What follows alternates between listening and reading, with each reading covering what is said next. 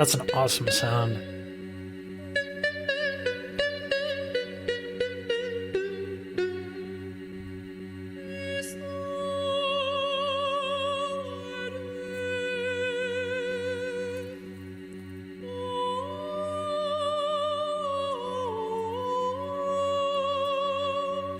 I really like, there was a video people told me to react to, and it was like him singing opera.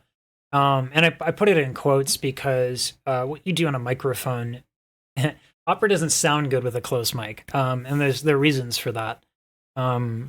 It Opera occupies a certain frequency range that a lot of people find obnoxious, and we do that to, well, specifically with tenors, we do that to project over an orchestra.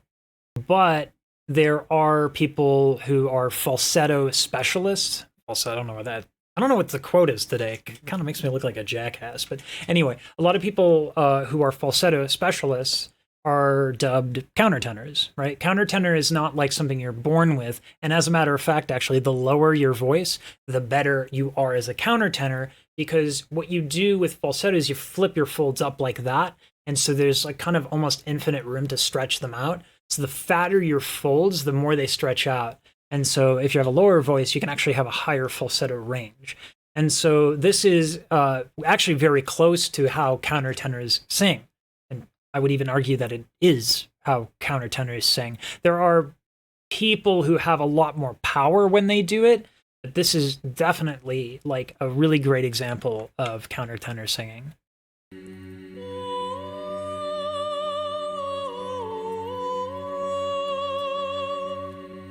And his phrasing is gorgeous too.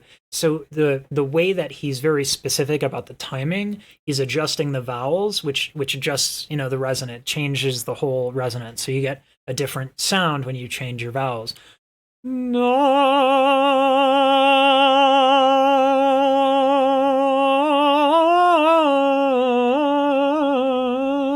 I have to, the little agility he has with tilting his thyroid cartilage to get like these little bounce things that the Middle Eastern right?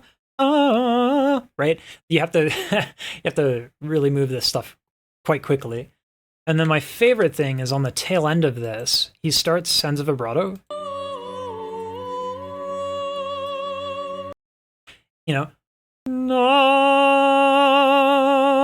And so what that does is so all he's doing is he's tilting the thyroid cartilage, the Adam's apple, right? There are muscles right here called the cricothyroid muscles.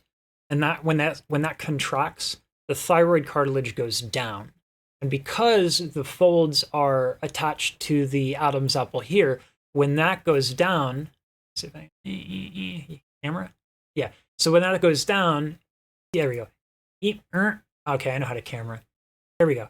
So the folds, there we go. The folds stretch. I'm really good at this, right? I do this for a living. Don't worry about it. Anyway, the folds, there we go. The folds stretch that way. I got it. All right. It took me a little bit, but I'm there. I got it. Patting myself on the back. And half of you probably already left. Anyway, so when you tilt the thyroid cartilage and the folds stretch out, not only do you get more sound, but because you're tilting, you're actually lowering your larynx a little bit. And so that adds a little bit of a depth of sound as well. So that's why this whole, and he didn't invent this, right? The senza into a little vibrato. But it's a really cool effect and he does it really well.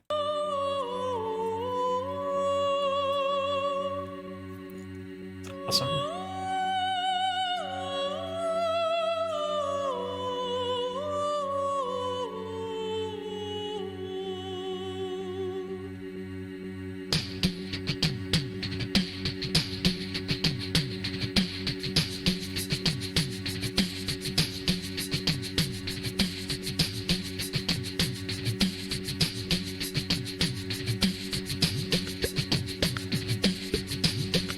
Nice. This is just pyramid as well.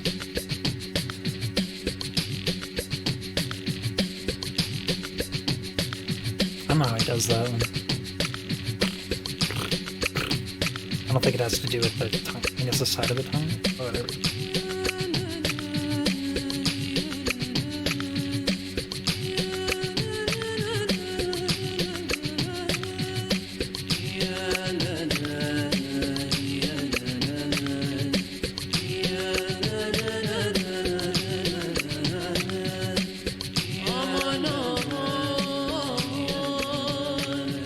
he's using different vowels to. So this is the hardest part about what he does, is to make space in the mix.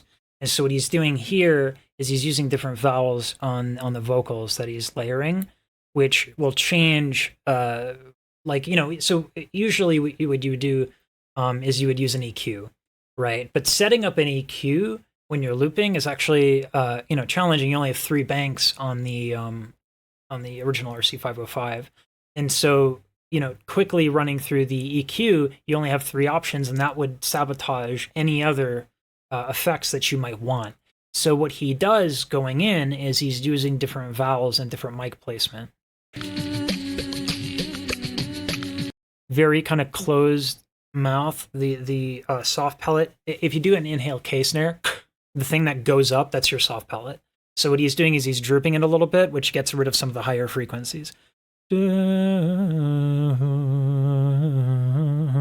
Right, kind of really soft.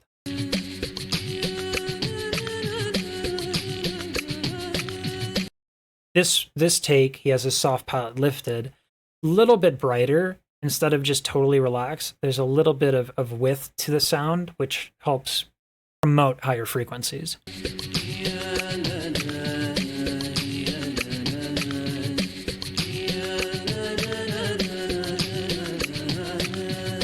So there, the soft palette isn't done.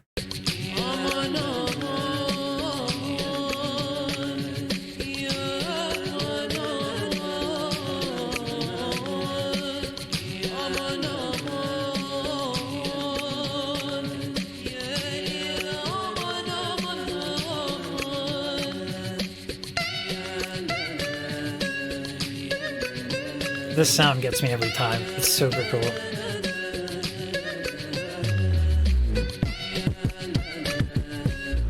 His kicks, he's so good with just hitting it so hard.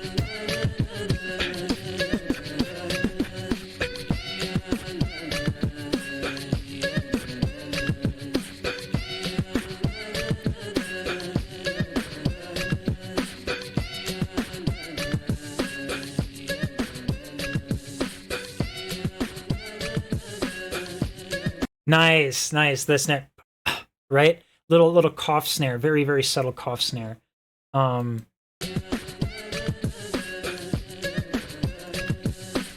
Right?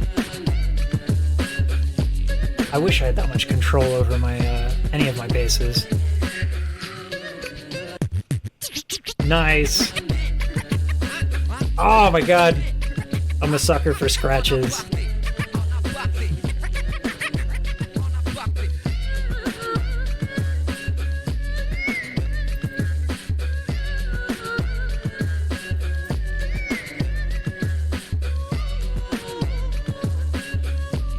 So one of the things that he got tripped up a little bit, and I mean, like, you know, we're not going to be like, oh, he made one mistake, ha ha ha ha ha. Everybody will, like, at some point in time, everyone was going to make an imperfection, right? There's going to be an imperfection.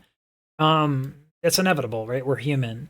But what makes someone really good is how they adjust, because mistakes are inevitable, but adjusting immediately after a mistake or an imperfection is important. Customato, Mike Tyson's trainer, said that a boxer cannot anticipate being punched.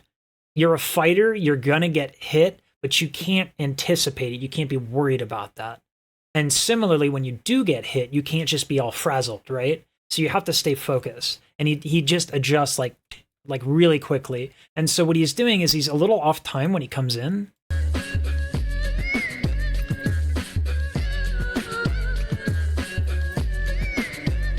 And it's like almost imperceptible. He's just right back on it. And this is what's so hard about looping, is getting everything right on the money time-wise.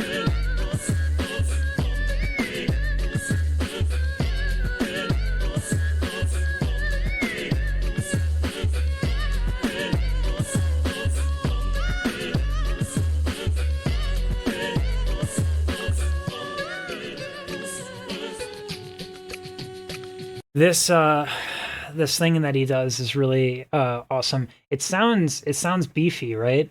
But one of the things that makes it so crystal clear, this like, oh, me, nous, duh, whatever it is that he's doing, the like kind of gothic choir thing, he's using sense of vibrato, which is extremely, extremely important when you're going for something that's clean and big like that, because otherwise you get cacophony. You get something that doesn't sound good or clear, and that's really important when you're looping to have that clarity. So this is all really well planned out, and that's something that he does so well. I love this little thing.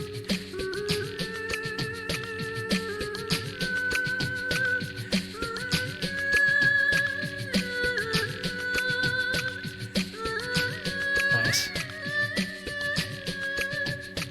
So the reason why that works is, I think we mentioned it already in this video. The folds are connected to the Adam's apple, the thyroid. I don't know, like, what is with my and doing these like quotes? I don't know. Like, it's just super douchey, and I don't know why I'm doing it. But anyway, if you do, the thyroid cartilage has the vocal folds connected in the insertion behind that, right? So if you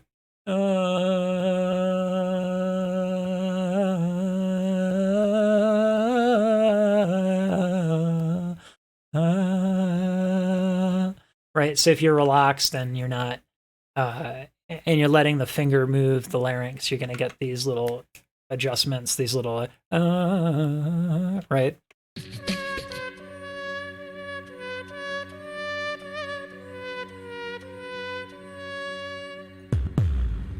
Nice.